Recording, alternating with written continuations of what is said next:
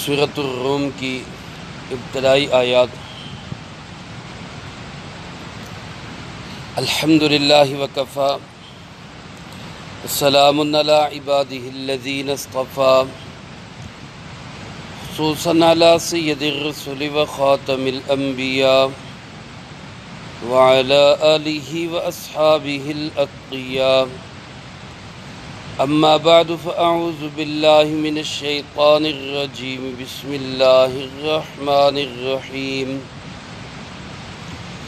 الف لام میم، غلبت الروم فی ادنی الارض وهم من بعد غلبهم سیغلبون، فی بضع سنین للہ الامر من قبل ومن بعد، وَيَوْمَئِذٍ يَفْرَحُ الْمُؤْمِنُونَ بِنَصْرِ اللَّهِ يَنْصُرُ مَنْ يَشَاءُ وَهُوَ الْعَزِيزُ الرَّحِيمُ۔ وعد اللَّهِ لَا يُخْلِفُ اللَّهُ وَعْدَهُ وَلَكِنَّ أَكْثَرَ النَّاسِ لَا يَعْلَمُونَ يَعْلَمُونَ ظَاهِرًا مِنَ الْحَيَاةِ الدُّنْيَا وَهُمْ عَنِ الْآخِرَةِ هُمْ غَافِلُونَ۔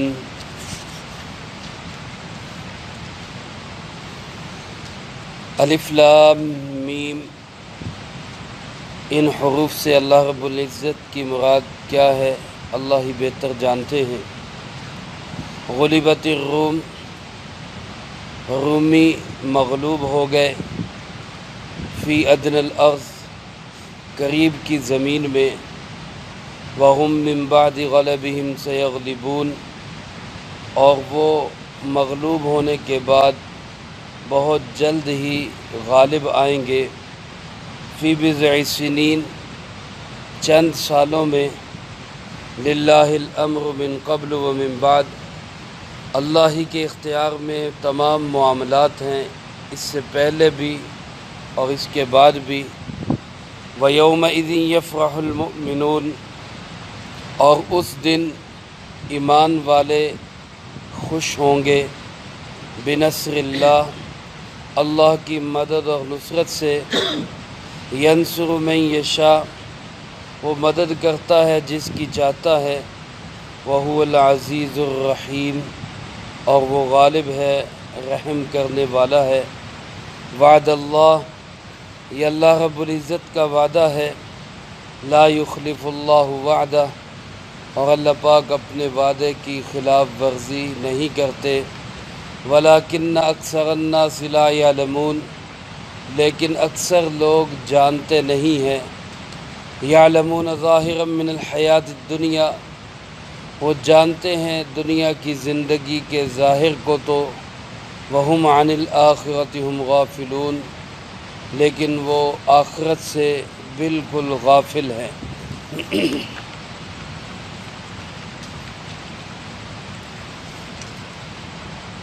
اس سورۃ مبارکہ کا نام سورۃ الروم ہے، جو اس کی دوسری ہی آیت سے لیا گیا ہے۔ ترتیب کے لحاظ سے 30ویں سورت کا درس شروع ہو رہا ہے۔ اس سے پہلے گویا ہم 29 سورتوں کا درس سماعت فرما چکے ہیں۔ اللہ پاک شرف قبولیت نصیب فرمائے۔ اور یہ 30ویں سورت ہے۔ نازل ہونے کے اعتبار سے اس سورت کا 84واں نمبر ہے۔ مکی دور کے تقریباً وسط میں اس کی ابتدائی آیات نازل ہوئی۔ علماء نے لکھا ہے سورۃ الانشقاق جو 30ویں پارے میں ہے، اس کے بعد یہ سورت نازل ہوئی، لیکن ترتیب میں اس کو یہاں 21ویں پارے کے اندر رکھا گیا۔ 60 آیات اور 6 رکوع پر یہ مشتمل سورت ہے۔ زیادہ تر مضامین اس کے توحید، جناب محمد کریم صلی اللہ علیہ وسلم کی رسالت و ختم نبوت، قرآن کریم کی حقانیت اور عقیدہ آخرت کے بیانات پر مشتمل ہے۔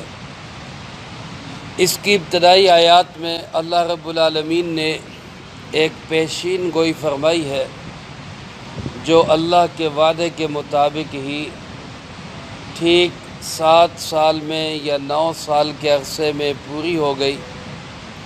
اور اس کی وجہ سے مسلمانوں کو ایک بہت بڑی خوشی اور فرحت اور سرور ملا، اور یہ وعدہ بھی اس وقت پورا ہوا جس وقت کے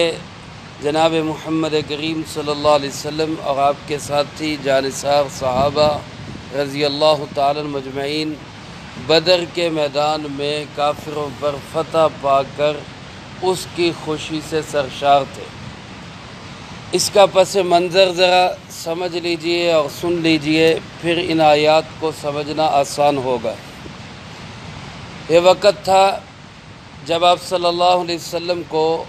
نبوت ملے، کوئی 4-5 سال کا عرصہ گزرا تھا۔ یوں کہہ لیں کہ مکی دور کے ابھی 4-5 سال گزرے تھے، یا یوں کہہ لیں کہ ہجرت سے 6-7 سال پہلے کی بات ہے۔ اس وقت میں یہ آیات مبارکہ نازل ہوئی۔ ہوا کچھ یوں کہ اس وقت میں 2 بڑی بڑی طاقتیں تھی دنیا کے اندر۔ ایک روم کی طاقت تھی جہاں پر عیسائیوں کی حکومت تھی، جہاں کے بادشاہ کو ہرقل کہا جاتا تھا، جن کا اصل تو مرکز اٹلی تھا، موجودہ اٹلی وہ ان کا اصل مرکز تھا، لیکن اس وقت ان کا دارالخلافہ موجودہ ترکی کا شہر استنبول، جس کو قسطنطنیہ کہا جاتا تھا، وہ ان کا مرکز تھا، اور یہاں سے رہ کے وہ مصر، ایشیائے کوچک، فلسطین، ان تمام علاقوں پر ان عیسائیوں کی حکومت تھی۔ دوسری طرف ایران کا کسریٰ، جس کا نام اس وقت پرویز تھا، اس کا پائے تخت ایران تھا، اور اس کی حکومت میں ہمارا یہ بر صغیر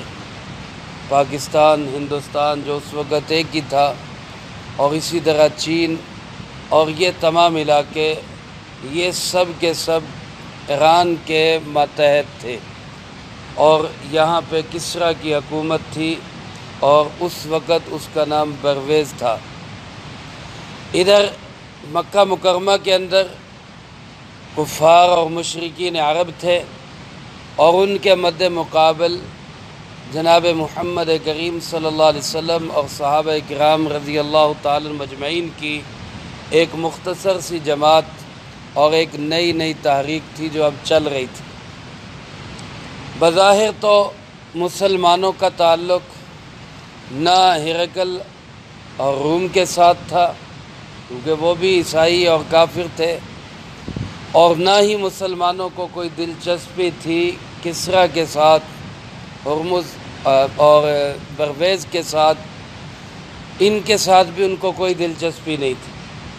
کیونکہ یہ مذہبی لحاظ سے مجوسی تھے، آتش پرست تھے، آگ کی پوجا کرنے والے تھے، اور ہرقل اور اس کے ماننے والے وہ مذہبی لحاظ سے عیسائی تھے،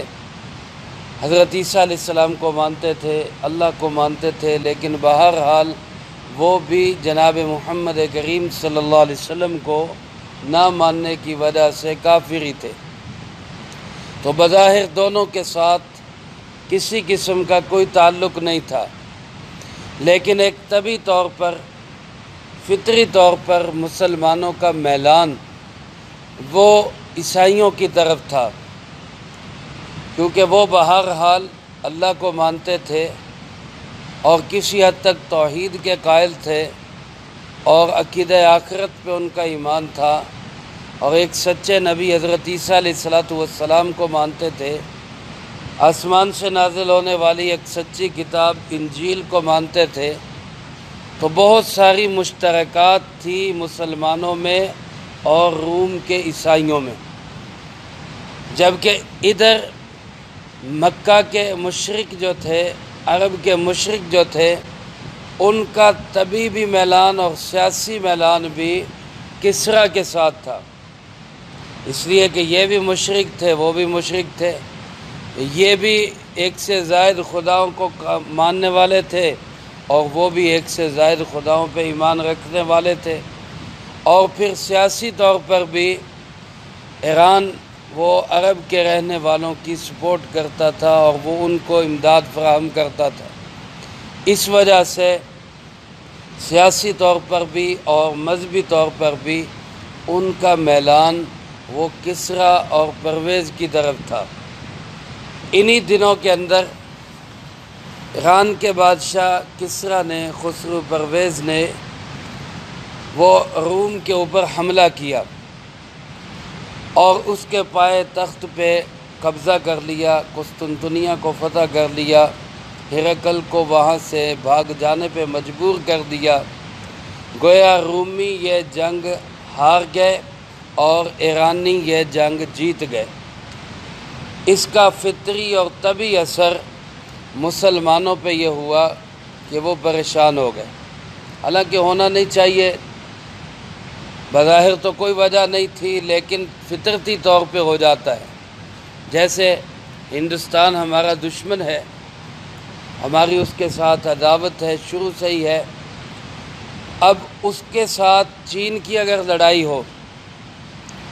تو حالانکہ چین بھی مسلمان نہیں ہے، وہ بھی ایک غیر مسلم ہے، اور ہندوستان بھی غیر مسلم ہے، تو اب طبعی طور پہ ہمارا میلان چین کی طرف ہو جاتا ہے کہ چین کو فتح ہو جائے تاکہ ہمارا یہ دشمن جو ہے اس کو شکست ہو، یہ سیاسی میدان میں ہو، فوجی میدان میں ہو یا کرکٹ کے میدان میں ہو، وہاں بھی کبھی ایسا ہی ہو جائے کہ انڈیا کا میچ کسی اور ملک کے ساتھ ہو، ہمارا اس سے کوئی لینا دینا نہیں، لیکن ہمارا طبعی طور پہ شوق یہ ہوتا ہے کہ انڈیا ہار جائے کیونکہ ہمارا دشمن ہے۔ تو اسی طرح حضرات صحابہ کرام رضی اللہ تعالی مجمعین کا طبعی میلان یہ تھا کہ ایران کو شکست ہو اور روم جیت جائے تاکہ ہم کافروں کو کہہ سکیں کہ دیکھو اللہ کو ماننے والے جیت گئے۔ لیکن معاملہ برعکس ہو گیا، ایران کے لوگ جیت گئے، روم والے ہار گئے، تو کافروں کو بغلے بجانے کا موقع مل گیا۔ مشرکین عرب مسلمانوں کے سامنے وہ کہنے لگے لو پتہ چل گیا تمہیں، اب ہو گئی تمہاری تسلی، یہ ہار گئے ہیں تمہارے جن کو تم کہتے تھے ایک اللہ کو ماننے والے، اس قسم کی بات ہے۔ تو مسلمانوں کو جب طبعی طور پر اس کی پریشانی ہوئی تو اللہ رب العزت کی طرف سے یہ آیات سورۃ روم کی نازل کی گئی، جن میں اللہ تعالیٰ نے یہ پیشین گوئی دی کہ رومی اس وقت تو مغلوب ہو گئے ہیں، ٹھیک ہے ہار گئے ہیں، شکست ہو گئی، ایرانیوں کو فتح ہو گئی ہے، لیکن یاد رکھنا چند سالوں کے اندر اندر رومی دوبارہ غالب آئیں گے اور ایران کو پھر شکست ہوگی۔ جب یہ آیات نازل ہوئی، حضرت ابوبکر صدیق رضی اللہ تعالیٰ عنہ تک یہ آیات پہنچی تو وہ باہر گئے، بازار میں گئے یا کسی جگہ پہ گئے جہاں بیٹھے کافر وہ آپس میں خوش گپیوں میں مصروف تھے اور مسلمانوں کے سامنے خوشی کا اظہار کر رہے تھے، تو حضرت ابوبکر صدیق رضی اللہ تعالیٰ عنہ نے گرج کے کہا ان سے کہ بہت زیادہ خوش نہ ہو، تھوڑے ہی عرصے کے اندر تمہیں پتہ چل جائے گا، یہ رومی پھر غالب آئیں گے اور ایرانیوں کو، مشرکوں کو، مجوسیوں کو پھر شکست ہوگی۔ تو جب انہوں نے یہ بات کہی، ادھر سے ابی ابن خلف کھڑا ہوا جو مکے والوں کا سردار تھا اور بدر کے میدان میں جناب محمد کریم صلی اللہ علیہ وسلم کے ہاتھوں مردار ہوا تھا، وہ اٹھ کے کہنے لگا کہ میرے ساتھ تم شرط لگا لو کہ رومی اب کبھی بھی غالب نہیں آ سکتے، ایرانیوں کو اب کبھی شکست نہیں ہو سکتی۔ حضرت ابوبکر صدیق رضی اللہ تعالی نے فرمایا کہ لگاؤ شرط، میں بھی تمہارے ساتھ شرط لگاتا ہوں، 4-5 سال کے اندر اندر ایرانی دوبارہ شکست کھائیں گے اور روم والوں کو پھر فتح ہوگی، روم کے لوگ پھر دوبارہ غالب آئیں گے۔ یہ بات اس وقت کی ہے جب شرط لگانا اسلام نے اس کو حرام قرار نہیں دیا تھا۔ شرط لگانا ایک جوا ہے، قمار ہے، اور جوئے کی ایک شکل ہے جس کو جناب محمد کریم صلی اللہ علیہ وسلم نے حرام قرار دیا۔ اسلام نے بعد میں اس کو ممنوع قرار دیا، لیکن تب تک ابھی اس کی ممانعت نہیں آئی تھی۔ اس لیے حضرت ابوبکر صدیق رضی اللہ تعالیٰ عنہ یہ شرط لگانے پہ اور یہ چیلنج قبول کرنے پہ تیار ہو گئے۔ شرط کی تجویز ہو گئی کہ اگر رومی غالب آ گئے تو ابی بن خلف حضرت ابوبکر صدیق رضی اللہ تعالیٰ عنہ کو 10 اونٹ دے گا، اور اگر 4-5 سال میں رومی غالب نہ آ سکے اور ایرانی ہی غالب رہے تو پھر حضرت ابوبکر صدیق رضی اللہ تعالیٰ عنہ ابی بن خلف کو 10 اونٹ دیں گے۔ طے کرنے سے پہلے حضرت ابوبکر صدیق رضی اللہ تعالیٰ عنہ نے یہ سوچا کہ جناب محمد کریم صلی اللہ علیہ وسلم سے بھی مشورہ کر لیا جائے۔ تو جب انہوں نے آپ صلی اللہ علیہ وسلم سے مشورہ کیا تو آپ علیہ السلام نے فرمایا، ابوبکر 4-5 سال کی مدت کیسے تم نے طے کر لی؟ اللہ پاک نے تو یہاں لفظ بضع کا ارشاد فرمایا، فی بضع سنین،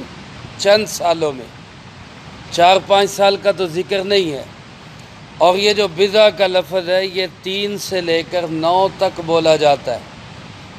3 بھی ہو سکتے ہیں، 4 بھی ہو سکتے ہیں، 5 بھی، 6 بھی، 7، 8، 9 سال بھی ہو سکتے ہیں۔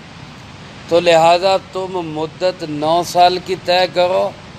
اور اس کا طریقہ بھی یہ کرو کہ ان سے جا کے کہو کہ اونٹ بھی بڑھاؤ، مدت بھی بڑھاؤ۔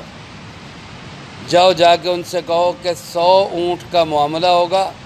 اگر میں ہار گیا تو میں 100 اونٹ دوں گا، تم ہار گئے تو تم 100 اونٹ دینا، اور مدت 9 سال کی ہوگی۔